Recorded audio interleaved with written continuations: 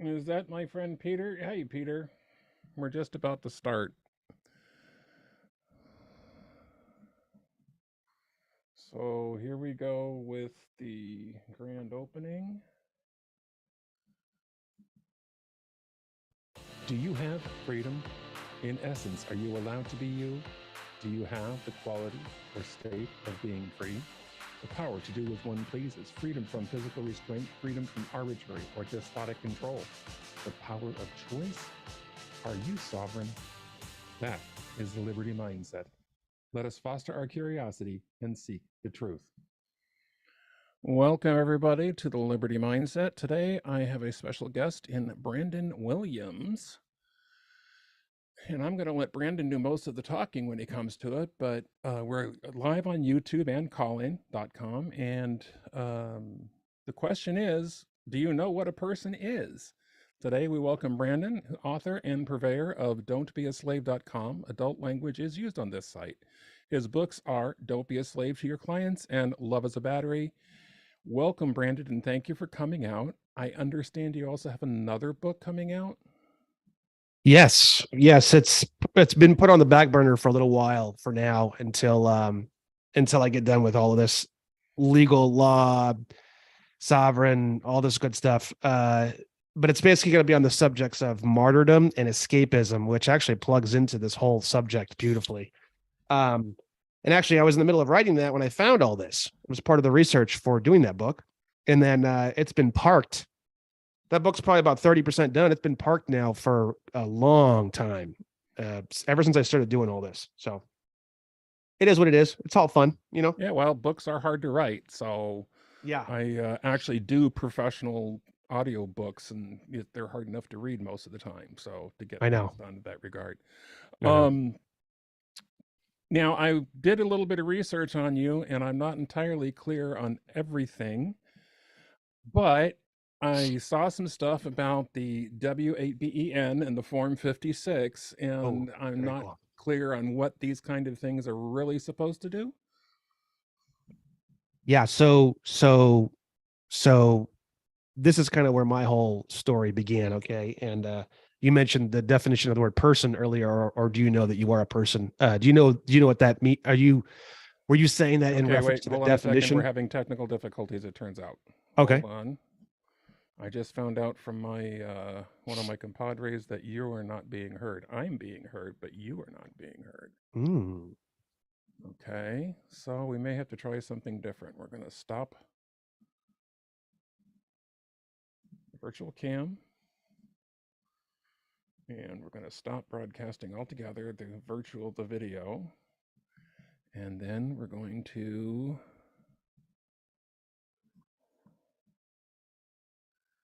go this way and have the discussion this way. Share sound, optimize for video clip. Now, Brandon, do me a favor. Go ahead and say something. Hello, hello. Peter, can you hear Brandon now? Say hello again. Hello, I hello. cannot, Gregor. You can hear him now. I cannot. You cannot hear I him. cannot hear him.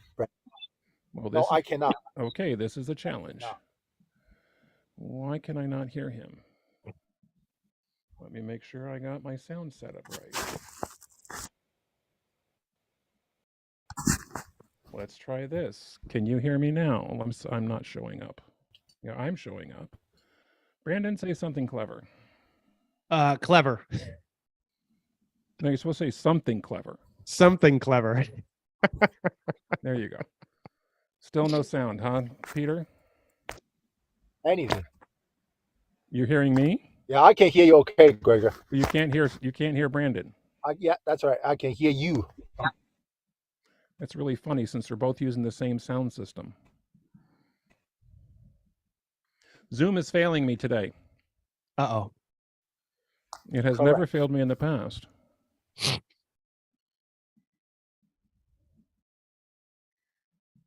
Can anyone else hear us? Can you check on the live stream and see if maybe... Well, YouTube can hear you fine. Oh, okay, great. It's just on the call-in, which is where we get questions and stuff, that has having the problem. Okay. And I don't understand it. because that's set, that's set, that's set. La la la la. Oh yeah.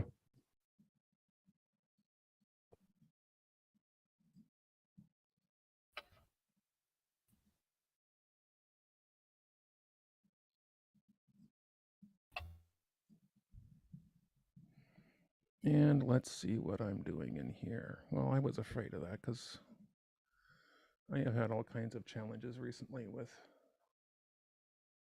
my audio device this week. Oh wow. I'm in the room, the call-in room, and when you talk, I hear your voice echoing, but when I talk, I don't hear my voice echoing. So Right. That's what I'm trying to figure out why that's. And I can't figure that out because everything I see here.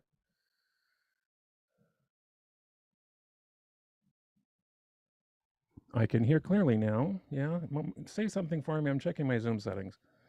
yeah, I'm talking. I don't hear my echo in the room. I have a feeling it has something to do with the actual call-in side of things. Because if they can hear us on YouTube, then that means that. Yeah, it's something calling, and I'm really frustrated about that because I've done this in the past and it worked fine. Huh. And that means they changed something. Huh. Okay, well, you know what? I don't know what to tell you, Peter. Thank you you're welcome to hang out and listen, but you might want to go over to the Liberty Mindset on YouTube and watch us over there. Because Means that. yeah, it's something calling, and I'm really frustrated about that because I've done this in the past. I just checked on my YouTube page, and you're coming through fine on that. So we're just going to go on with the interview and call it good.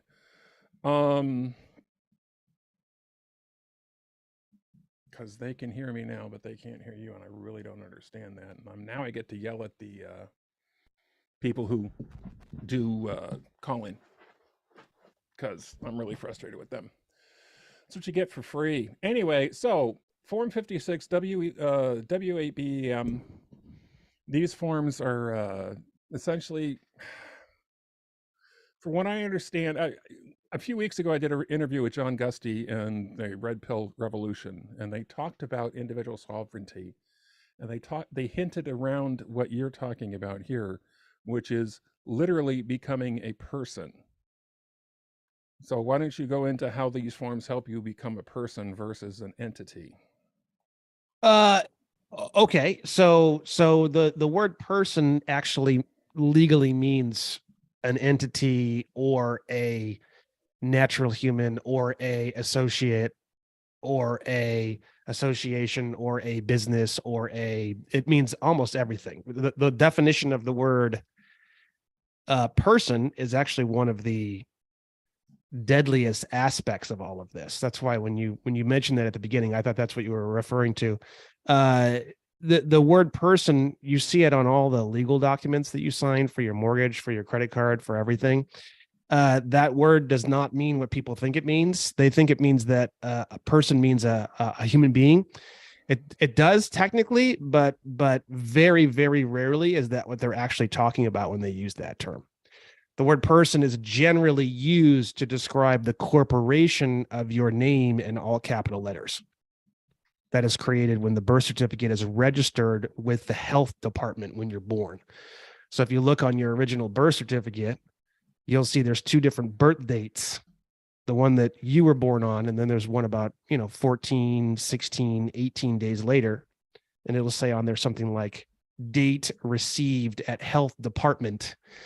That second date is the date that your corporation name was created.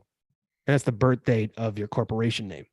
So when they use the word person, you actually never really know, are they referring to the corporation name or are they referring to your human name? And you won't know until you ask or until you look over the contract in more detail. So it's not a matter of becoming a person. It's a matter of clarifying and delineating what they mean when they say the word person, because it's very tricky. You think that they're referring to you as a human being, but they almost never are. It's extremely rare that I see a document where they're actually referring to you as a human being. Like 99% of the time, they're referring to your corporation name, not your human name. I understand that. Word definitions are so important, and most people think person means somebody who has a heartbeat and a brain. And we learned from the Dobbs decision in the Supreme Court during all the election stuff that no, corporations are people too, strangely enough. Yeah. And so what your premise is at one stupid fuck, I think .com is the actual Yeah. website. Yeah. You have a Yeah. I'm not a cusser, so free speech, do whatever you want, but don't be a slave.com don't be a redirects to slave.com, that. Redirects to that. Yeah. No, I got you. And that's why I use that in the promo yeah, that's why I have it. Yeah. Anyway, but you have an entire course on essentially divorcing yourself from your corporation. It's separating and controlling the corporation. It's not negating the corporation. It's essentially right now, you and your corporation are totally, utterly fused together completely, like Siamese twins, right? So what you want to do is you want to separate out, and now you're going to be operating your life as if you're two persons. And what's interesting about that is that if you look on, like, for example, the Form 56, they're asking for two different persons. They're asking for the fiduciary, and they're asking for other type of persons and all that kind of thing.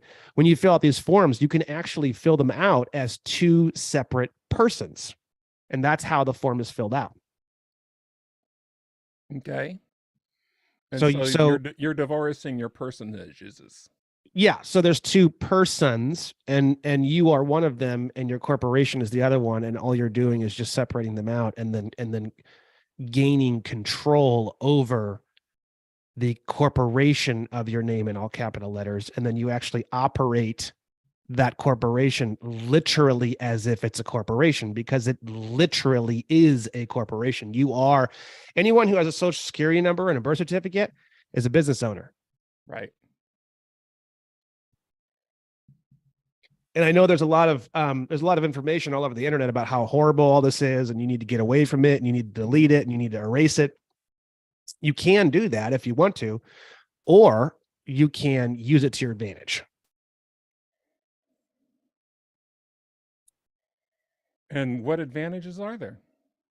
There are, so that corporation actually operates as a bank.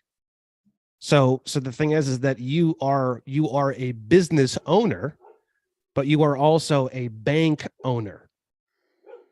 So the thing is the Bank that of Gregor is part of my blended personality right now. Yes, you have your own bank. Okay. And the thing is that whenever you go and you fill out an application and you give it to anybody, whether it be an apartment complex, whether it be a credit card company, whether it be a mortgage company, what's happening is that you're actually offering them credit.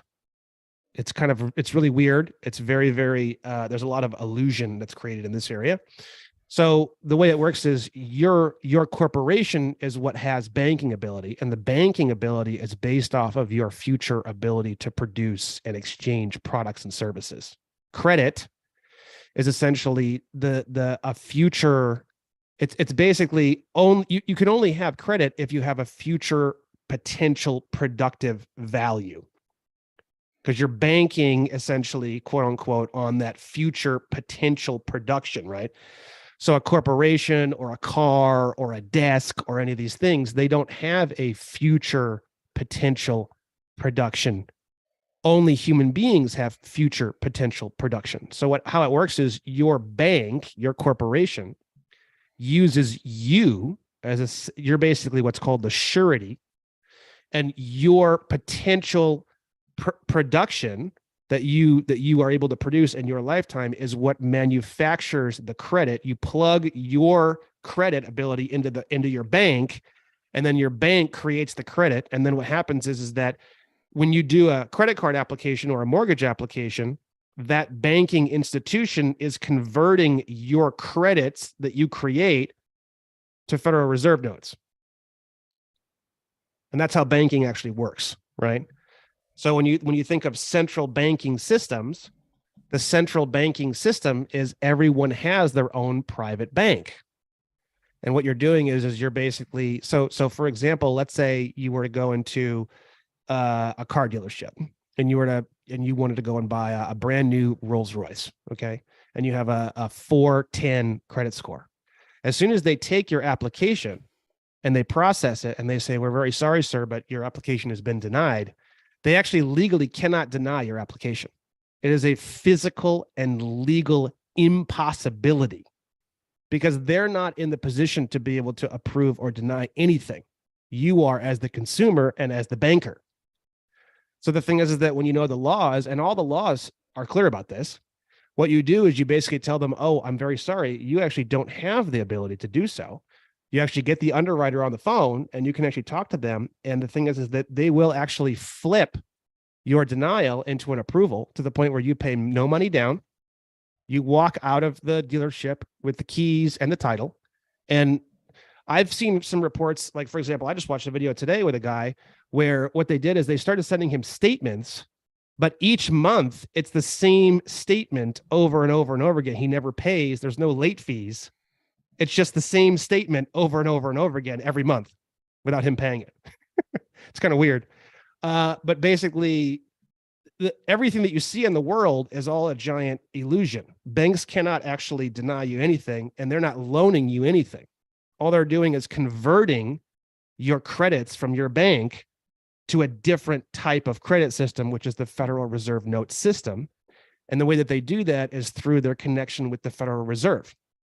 And we actually found the way that they actually do that. We actually found the actual laws in the United States Code that show exactly how they write an exchange request, and they take your application and they put an exchange request on it and they send it to the Federal Reserve. And then the Federal Reserve takes that and converts that application into Federal Reserve notes and then sends it back. So what's funny is that when you submit an application for a car, let's say a $300,000 car, when they say, oh, I'm very sorry, sir, your application has been denied, what you don't realize is they've already sent that application in and they've already gotten $300,000 back on your application.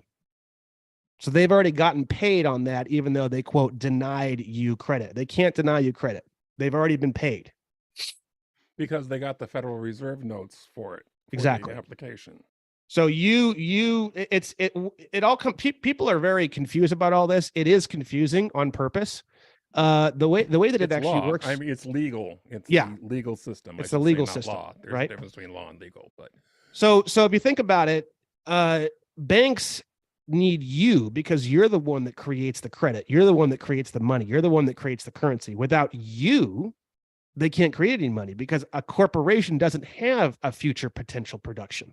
Only human beings have that, right? So the human beings have to be the sureties on all of these transactions because it's physically impossible to manufacture money without human beings being involved. And that's how the system basically essentially works in a nutshell. So you are the banker, you are the creditor. The banking institution that you're trying to work with is nothing more than basically a financial converter, like no different than a like in Europe, you see you see them here too, foreign exchanges where you can exchange German money for Hungarian money, or you can exchange American money for Mexican pesos or whatever. It's the same exact system where they convert your credits into Federal Reserve notes, which are essentially credits when you really break down what a Federal Reserve note is. So when you realize all of this, it's not the paperwork that makes you successful. It's the mindset and the knowledge of how the system really works. Like when they say knowledge is power, it really, really, really is. Because the thing is that you as the consumer are actually the banker. And once you send in that application, that's it. Whatever it is that you're applying for, you get it. So if you want to go and fill out an application to buy a Boeing 747 jet, once they accept that application and they're all laughing hysterically in the back while they're pouring whiskey into their coffee, laughing at this bozo who works at McDonald's who thinks that he's going to get a Boeing 747 jet, and they call you and they go, sorry, Mr. Williams, your application has been denied.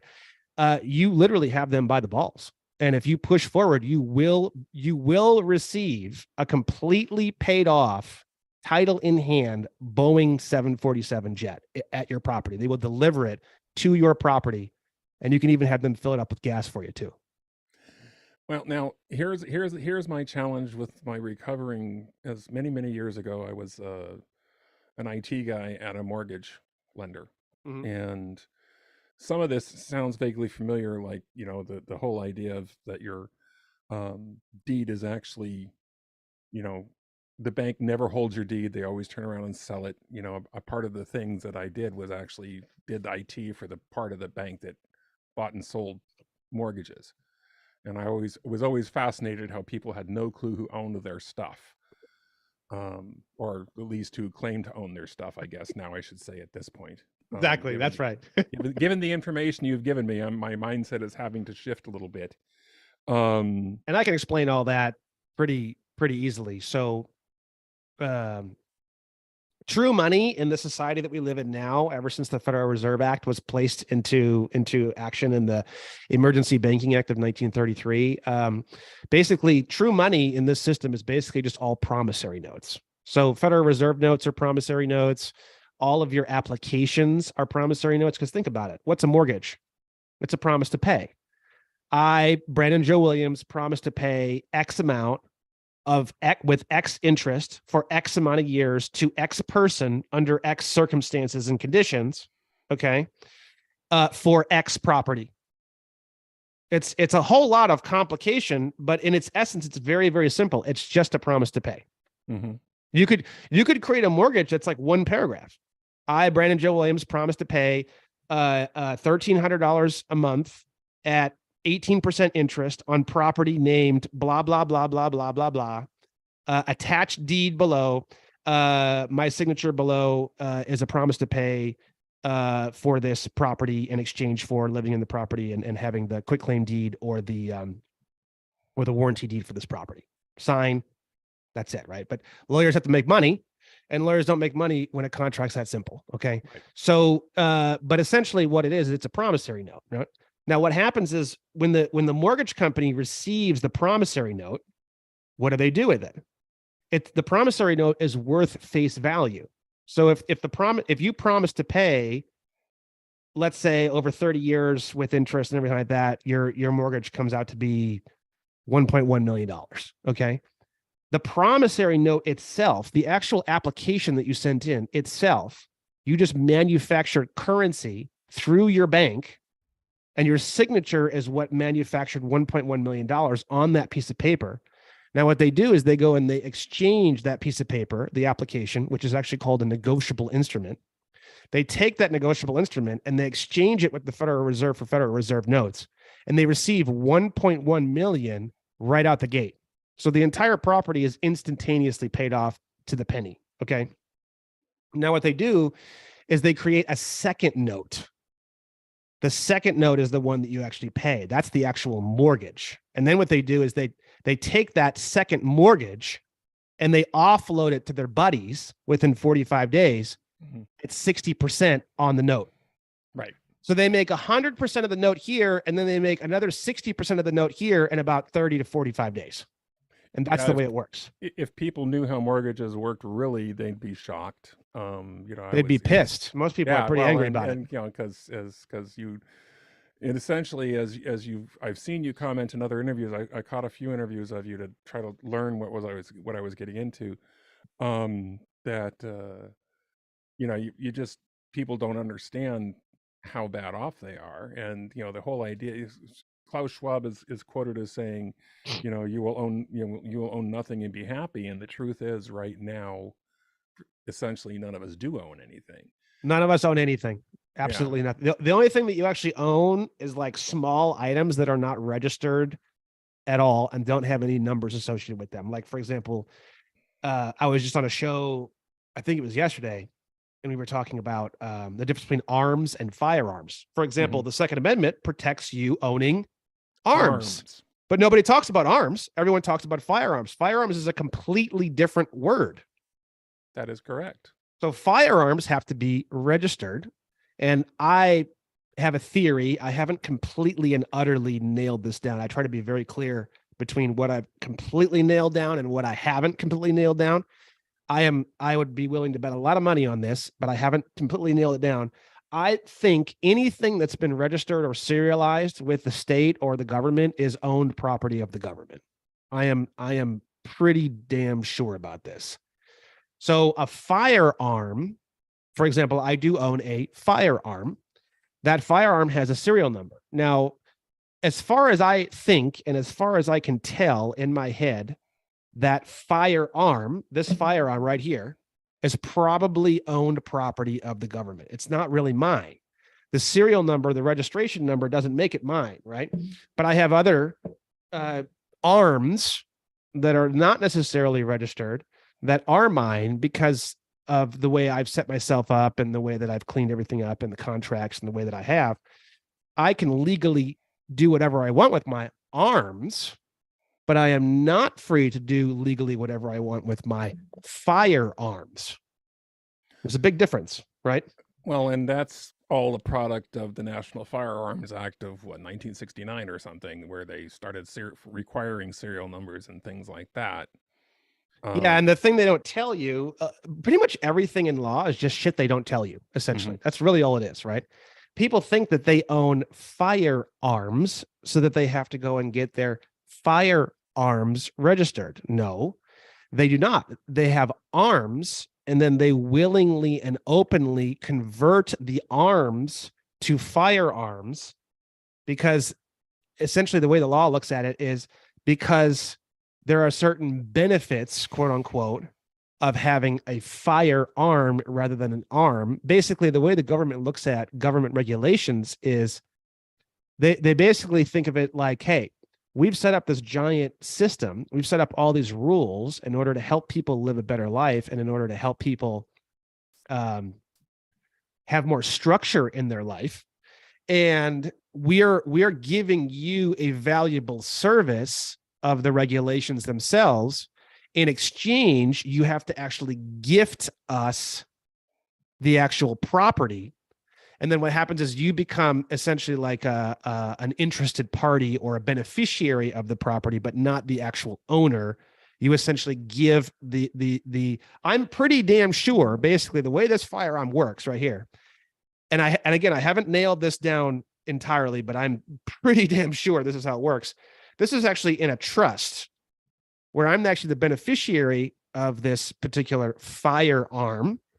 And the government is the trustee, and they basically own it, and they basically administer the legalities of this particular firearm. So, for example, if I had this firearm and a police officer was like, you need to turn that in, or you need to give this up, or you need to do this, or you need to do that, I would be a bit like, there'd be a part of me which would be like, well, yeah, you're able to request your property back if you would like to. I don't know exactly all the rules of that. I don't know exactly how all that works. I'm sure it's probably somewhere in the United States Code, but the arms that I have would not fit that category. Right.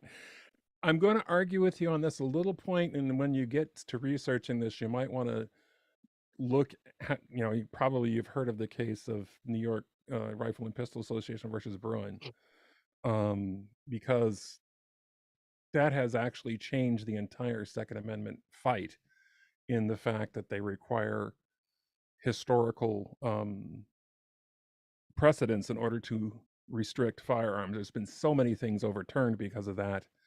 And one of the tests that Bruin requires is that if it was this way in 1791, then we have to assume it's this way now. And since the whole concept of, I'm not arguing and saying what you're saying is untrue. I'm just saying that what the new understanding of NYSERPA versus Bruin, that we would probably be able to fight that and get rid of it because in 1791 you owned your firearms, and there's the historical precedent for it. Well, I already have an answer to that as well. So, Okay. So and I'm sure that, not to say that that's not true, but there's a whole other massive thing that has to be spoken about. are you familiar with the difference between obviously my whole thing is US citizen versus national, state national. Are you aware of the differences between those two things? That's something I didn't dive into quite deeply enough because I honestly didn't have time. So go ahead and brief that. So this is where this whole conversation goes. Okay. I'm going to go ahead and would you mind if I shared my screen real quick? Nope, go ahead. I enabled it. So Fantastic. Let's do this. I learned my lesson by watching some of your interviews that you'd want to share something. Yeah. Can you see my screen? I see a Zoom screen. Yes. Okay. So we have 28 USC 3002. We're going to click on Cornell University. We're going to scroll down to subsection 15. Go ahead and read that for me right here. Just read just this and definition A. Right. United States means A, a federal corporation, B, an agency, department, commission. Well, go ahead and board. skip the second two are really complex. We're just going to keep this really simple. 16? Well, there's a lot of other things here. I just want to show you that one thing, and then I want to show you one other thing. UCC. Okay, so the United States is a corporation. Yeah. And then UCC 9-307, we're going to go down to subsection H, and you can go ahead and read this subsection H right here. Location of the United States. The United States is located in the District of Columbia. Interesting. So now we're going to take that definition. So US means United States. United States. Now we don't know where. We don't know where in the District of Columbia. We just know that it's located in the District of Columbia. Is it a small part? Is it a big part? Is it on the east side? Is it on the west side? We don't know. Right.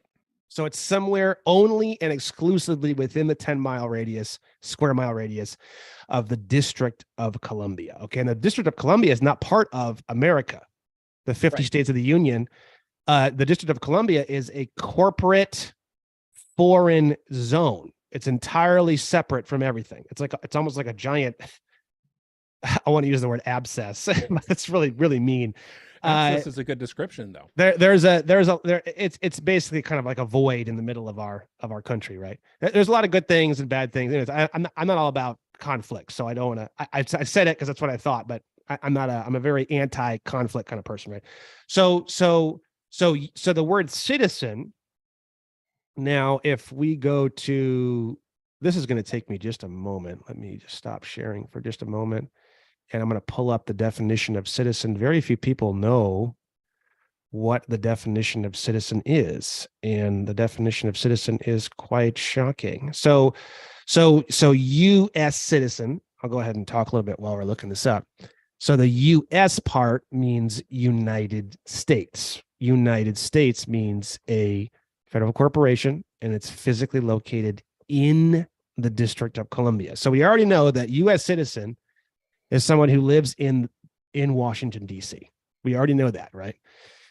Now we need to clear up the word citizen, and I have it right here. And let's share the screen again. Here we go. Where is it? Right here. You should be able to see this is Black's Law 4th edition. Mm-hmm. And we're going to go down to one particular definition. Oh, let's see here. I got to find it. There's a lot of definitions here.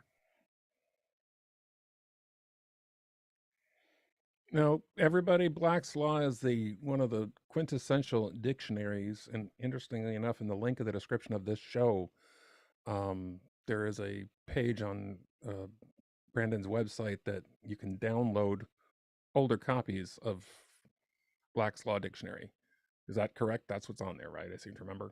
Yeah, it's the first 6 editions. And it's an interesting comparison because dictionary definitions nowadays change on a daily basis. I'm a big fan of using older dictionaries because words actually have meanings back then, and that where today they don't. And that's true about the law as well as just common language. Yeah. So just to take that one step farther, what Black's Law is definitions of words that come out of the legal system. So you can see here, like you have a definition and then you have like what case that definition came from, right? So it's not So people are like, well, where are these definitions come from? And what's funny about these definitions is you're literally, you'll realize very, very rapidly that there's an entirely separate language here, to the point where it's almost like learning French or Italian. The words that you use on a daily basis, like, for example, person or United States. People think they know what these terms mean and they sign all these documentations. Person and United States does not mean anything like what you think it means. Right. So that's basically, anyways, I'm having a hard time finding this. I'm going to look for just another moment here. And then if I can't find it, I'm just going to tell you. I try to stay away from just saying things if I can. Let's see.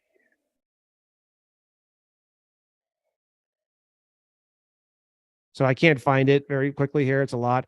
So what it means is someone who gives dominion to someone else in exchange for protection for their privileges or rights. That's what a citizen is. That's what a citizen is, right? So you're basically giving like full ownership or power. Wait, hold on. Is this it right here? Just see.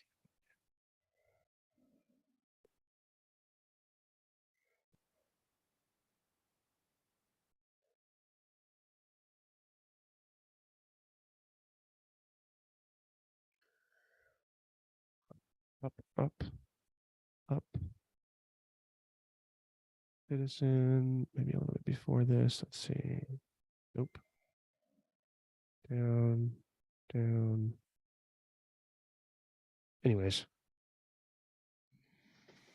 So basically it's so basically what a US citizen is, when you take the word citizen and you take the word US, it's a person or an individual that essentially lives in the District of Columbia and gives away their own sovereignty to the District of Columbia in exchange for protection of their privileges. Now, the problem with that definition is you don't live in America if you're in the District of Columbia.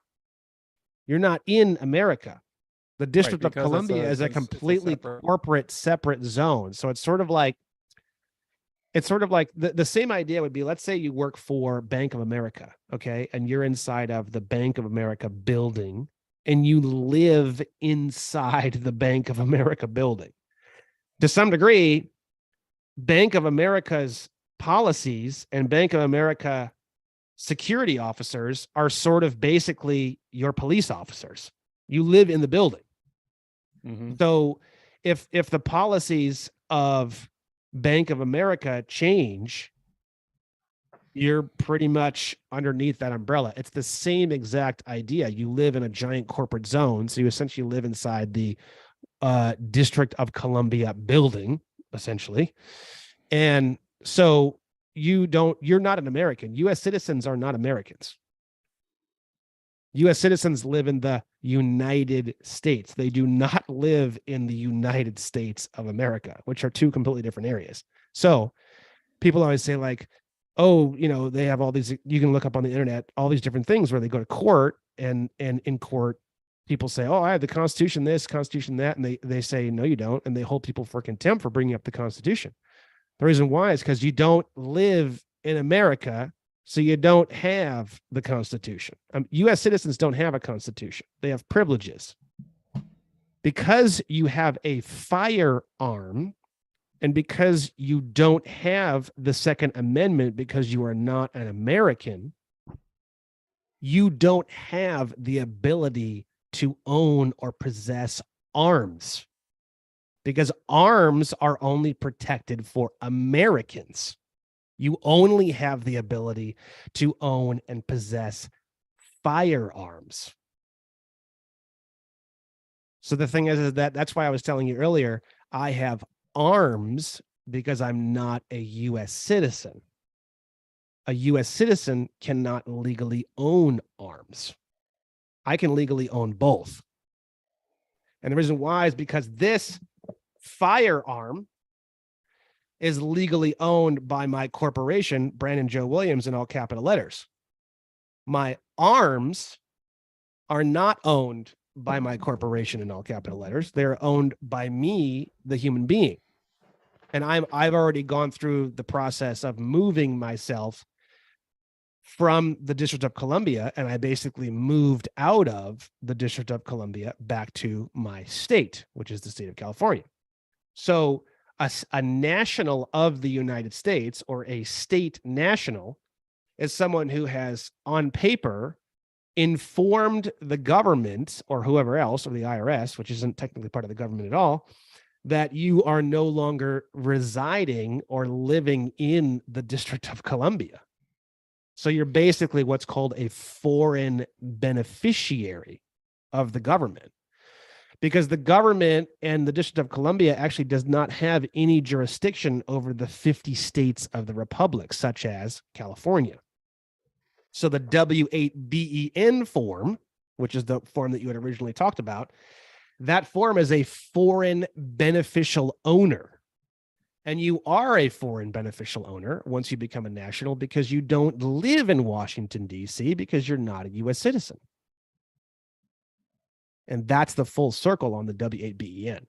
That's why the W-8BEN is so complex to people when they first look at it, because you have to have all this background information, and you have to have the definitions for these words, and you have to know where the location of the United States is in order to be able to fill out a W-8BEN. Otherwise, you can't fill it out. It's impossible. Wow, my brain is fried. That is impressive. Well, I can see I'm going to have to do some deep diving into this to try to sort it out. And check this out. I'll show you some more right on the same point. That's really, really fascinating. I think you'll like this. Let me see if I can. So if you go to my website and you go to my state national theory page, which is the main page where all my stuff is, you have I think it's section 8, right? This is where I put a lot of case law, because I didn't do a lot of case law for a long, long time. And then I suddenly just slam it down, tons and tons of it right here, right? So here we have a lot of different things that come from different cases that you might find very fascinating, involving the differences between resident and citizen and national and state citizen and blah, blah, blah, U.S. citizen, right? So we have all these different case laws, right? Now, the one I find most fascinating is this one right here. And this is 100% true, because you ask yourself, well, if you're not an American as a U.S. citizen, then what rights do you actually have? Well, the Supreme Court has already answered that question for you. The only absolute and unqualified right of a United States citizen is to residence within the territorial boundaries of the United States. So the only right that you have as a U.S. citizen is to physically locate yourself in Washington, D.C. You don't have the right to travel. You don't have the right to own anything. You don't have the right to firearms or arms. You don't have the right to you don't even have the right to fucking breathe. Not to mention the fact that if you go even farther than that, you can see right here. There's one other one that's really interesting that I think you'll find fascinating. A U.S. citizen, upon leaving the District of Columbia, becomes involved in interstate commerce as a resident and does not have the common law right to travel, as does a citizen of the several states. Okay, that one, man. So the thing is that if you're not physically located in the District of Columbia and you call yourself a U.S. citizen, you are essentially a completely stateless nomad. And it's not even legal for you to physically locate yourself there.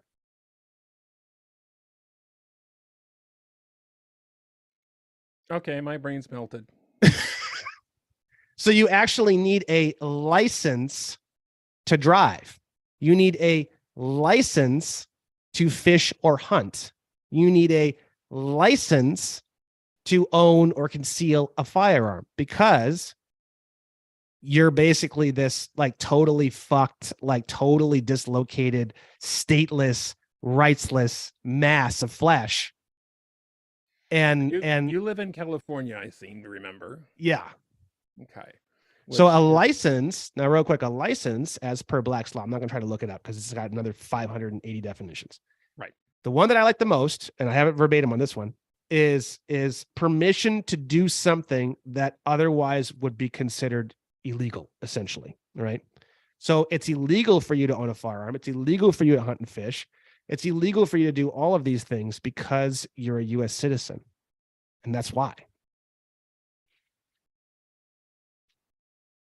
Okay.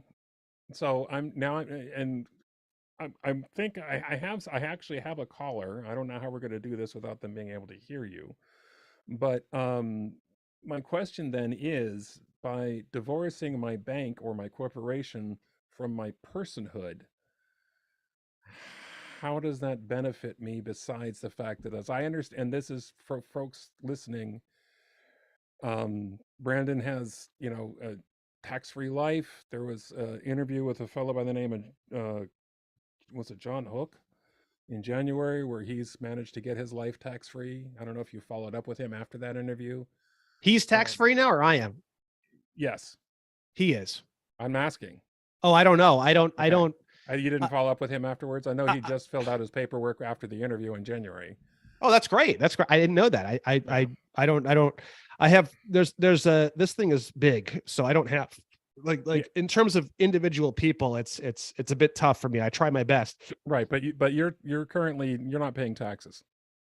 I don't have a tax liability legally, so it's Okay. not about. It's the wording is very important here. So as per the United States Code, a U.S. citizen has a tax liability because they live in the District of Columbia. They can say that you have a semen liability and that you have to go and donate semen every 2 months. They can say whatever they want. You don't live in America. You don't have American rights.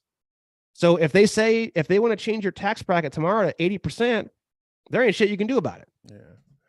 Now, when you Okay. move out of the District of Columbia and you live in a state and you're actually an American, as per the United States Code, you do not have a tax liability. So I do not have a tax liability because I have completely legally and lawfully and carefully cleaned all of these things up. Okay. Here's what I'd like to try to do, because I'd really like to try to get you to talk to people who are listening. I've got actually at least one person in the caller queue. Peter, who is one of our regulars, I'm sure is going to want to ask you some questions. Hopefully people have gathered enough, or they've gone and watched on YouTube, which I encourage them to do. But what I'm going to ask you to do is mute your microphone here. And do you have a call-in account? I do not. Okay.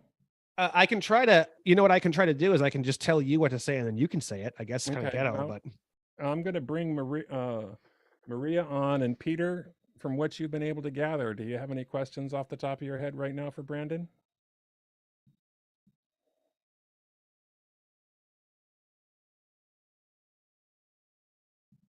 Okay, he's not talking. What about Mario? Is that Maria or Maria? Have at it. Peter's not talking, so go far.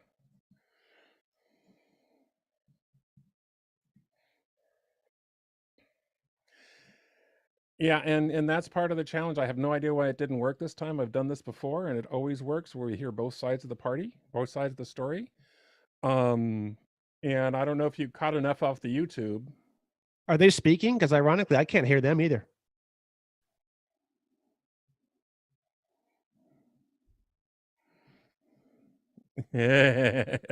Everybody feels robbed. Um,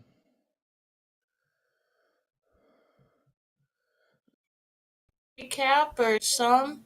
Oh, I can hear her now. I can hear yeah, her now. I just figured out why you couldn't hear them, Brandon. I can hear her now. Thank you. Okay, so Brandon, in 5 seconds, what did we talk about? In 5 seconds, what did we talk about?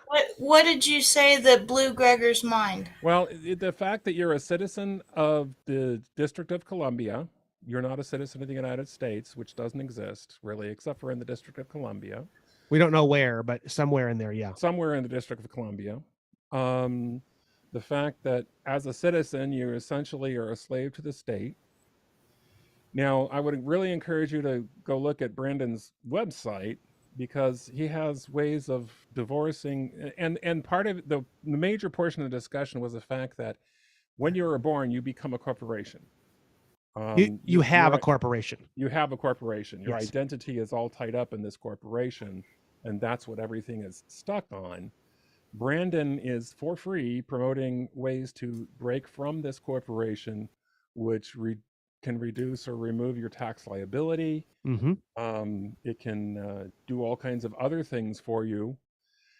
One of the interesting things, I'm a big pro Second Amendment advocate, and one of the interesting things we talked about was the fact that firearms, because they're serialized and regulated by the government, and he is of the opinion, and going to research this, but take it for what it's worth, it's not legal advice, but your firearm, you don't own it, you actually essentially lease it from the government, which makes the Second Amendment a whole different world, because everyone thinks, the firearms are covered by the Second Amendment, not firearms. Well, firearms, as far as I can tell from all my research, firearms are actually owned and controlled by the corporation I'm name. interested, and I opened the link to Brandon's website, so I'll be checking that out. But I just so distinctly remember my tax accounting class and my professor saying that the fundamental of paying taxes is a taxpayer's wherewithal to pay.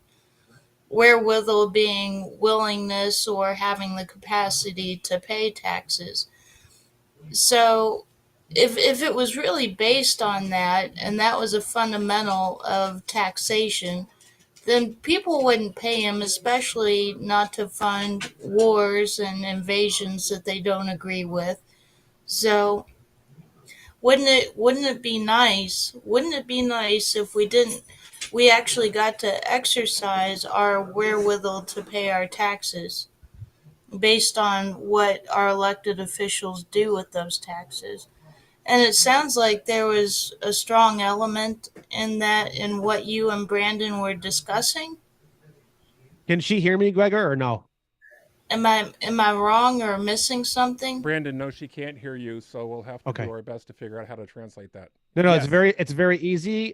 Tell her I'm going to share my screen, and I'll explain this right now.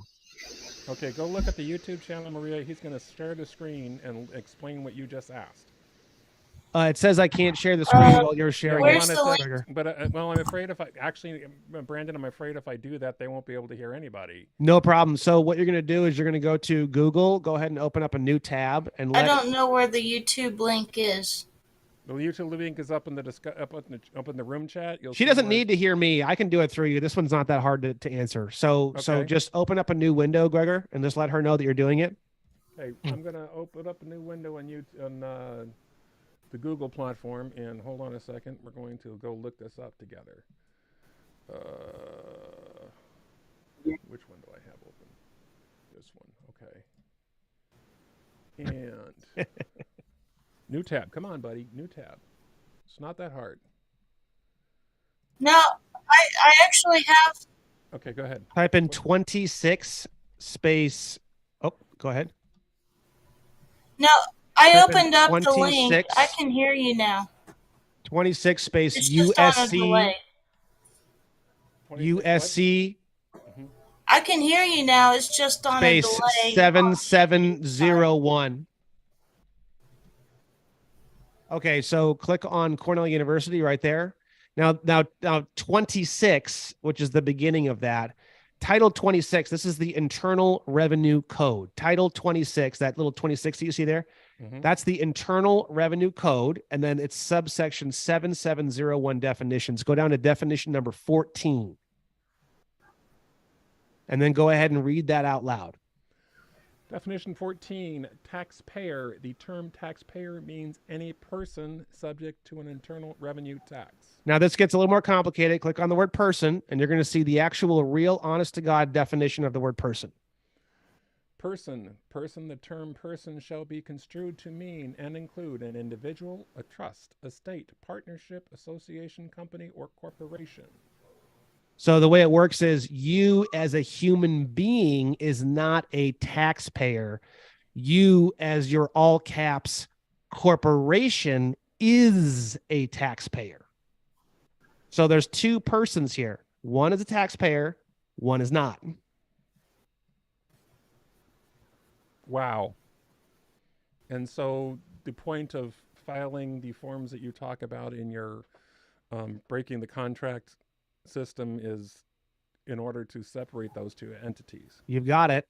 And when you fill out a W-8-BEN, you're filling it out as the human natural person. You as a human natural person does not have a tax liability. When you fill out a W-9, you're filling it out as a U.S. citizen. The U.S. citizen is the all caps corporation name, which is a taxpayer. That's illegal. I think he says with half an ah. The taxpayer is the all caps corporation. You are not a taxpayer as a natural human being. People show that kind of stuff all the time.